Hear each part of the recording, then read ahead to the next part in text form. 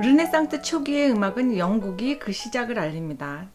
삼화음이라고 하는 이전에 없던 충격적인 음향을 가지고 포브르동이라는 화성 양식으로 시작합니다.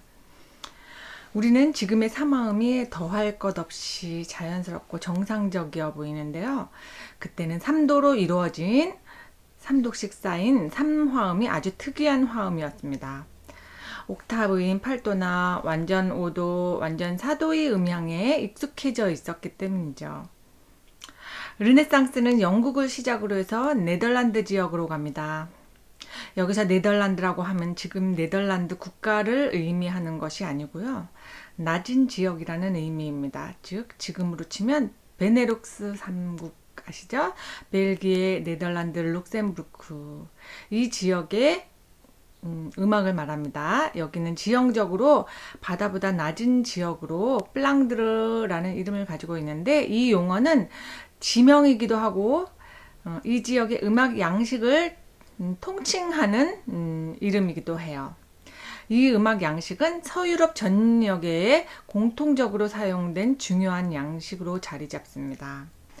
삼화음이 충격적인 음향이라고 하니까 생각나는데요.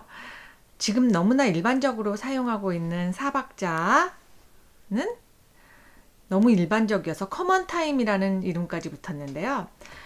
그런데 옛날에 정확하게 말해서 중세기인 13세기 오르가눔이 성행할 무렵에는 리듬 분할을 할 때 기본적으로 3분할을 하였습니다. 이 분할법은 프랑코식 3분법이라고 하는데요.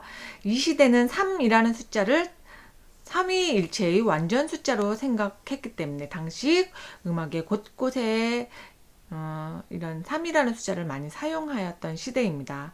이렇게 정상적인 삼박 분할법은 완전 템푸스라는 이름까지 붙었습니다. 이후 아르스노바라는 개혁의 시기에 필립 드 비틀이라는 아르스노바의 선봉자 역할을 한 음악가는 이 시기에 가장 큰 변화를 리듬으로 두었습니다.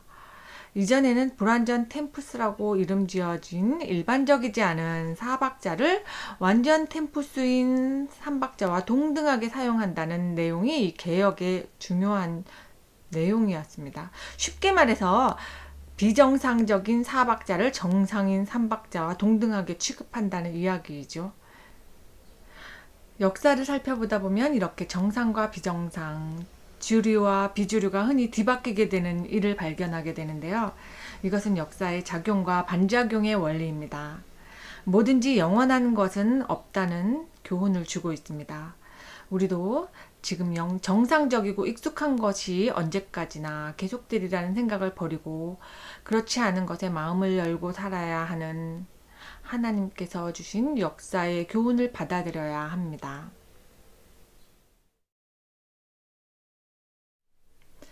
이제 우리는 16세기에 들어서면서 중요한 일을 목격하게 됩니다. 르네상스 시대가 중반으로 들어서면서 융성하게 된 플랑드르 음악은 로마 카톨릭 교회를 중심으로 비약적인 발전을 하게 됩니다. 미사와 모테트라는 예배 음악을 수준 높은 폴리포닉 음악으로 만들어내며 교회 음악의 발전을 이루었습니다. 그러나 잘 아시겠지만 1517년에 마르틴 루터가 95개조의 의견서를 로마 카톨릭 교회에 제출함으로 교회에 대한 정치적, 신학적 공격을 가한 사건이 발생하는데 그 유명한 종교개혁이지요. 이것은 신학적인 문제일 뿐 아니라 음악에서도 아주 획기적인 변화를 가져오게 되었습니다.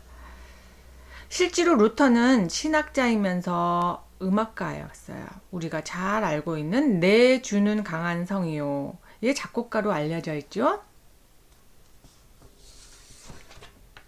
루터는 교회의 타락을 지적했고 더불어 끝을 모르고 본질에서 벗어난 채 음악적인 욕심만 채우고 공허한 예배를 드리던 교회 음악에도 직격탄을 날립니다. 당시 로마 카톨릭 교회의 음악은 어느 지역에서나 라틴어로만 부를 수 있었습니다. 그리고 성직자들이나 교회에서 허락한 소수의 사람들만이 부를 수가 있었습니다. 라틴어를 모르는 서민들이 예배를 드릴 방법은 전무했던 것이죠. 그리고 폴리포닉한 현상이 너무 지나쳐서 가사가 전달되기 쉽지 않았습니다. 예를 들면 같은 시간에 어떤 성부는 할렐루야를, 또 다른 성부에서는 우리 주님을, 또 다른 성부에서는 기뻐하라를 동시에 부른다고 생각해 보세요. 목소리가 큰 사람의 가사가 들리게 되는 건가요? 무슨 말인지. 그리고 그런 식으로 본질에서 벗어나다 보니 보이기 위한 요소만 강조가 되고, 그런 것들이 연주자들의 불경스러운 태도로 이어져 예배를 방해하기도 했습니다.